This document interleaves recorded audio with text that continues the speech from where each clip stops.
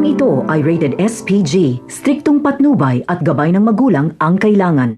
Masaya ang mga gerero dahil akala nila napatay na ang lahat ng line-up nila Tanggol dahil sa pagsabog. Pero dito sila nagkakamali dahil buhay ang karamihan pati sila chairman at mga konsihal. Magiging advantage pa ito kay Tanggol dahil naibunyag ni Fatima at Olivia na mamamatay tao ang mga gerero, kaya ang mga gerero ang pagbibintangan ng mga tao. Ganun pa man ay wala nang pakialam dito sila Roberto kahit galit sa kanila ang mga taga Maynila. Ang mahalaga umano ay sila pa rin ang uupo sa City Hall dahil patay na sila Tanggol. Bagamat walang makikitang bangkay ni Tanggol, ay naniniwala ang mga gerero na patay na si Tanggol dahil mapag-aalaman nilang may pinaglalamayan na isang Montenegro. Pero hindi ito si Tanggol kundi si Inigo.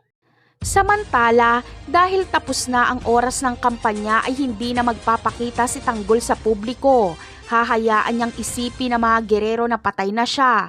Pero isang araw bago ang botohan ay lalabas si Tanggol at magpapakita sa publiko.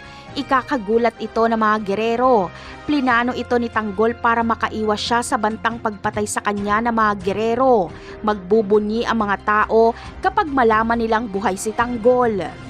Ngunit si Tanggol kaya ang magiging mayor? Ang sagot ay oo, pero hindi magiging madali ang kanyang pag-upo bilang mayor. Dahil bagamat siya ang iboboto ng mga tao, pero hindi matatanggap ng mga gerero ang pagkatalo. Hindi bababa si Roberto sa kanyang pwesto. Mas gugustuhin niya pang magkagulo kaysa palitan siya ni Tanggol. Napakarami pa nating dapat abangan sa mga susunod na episode. Paalam!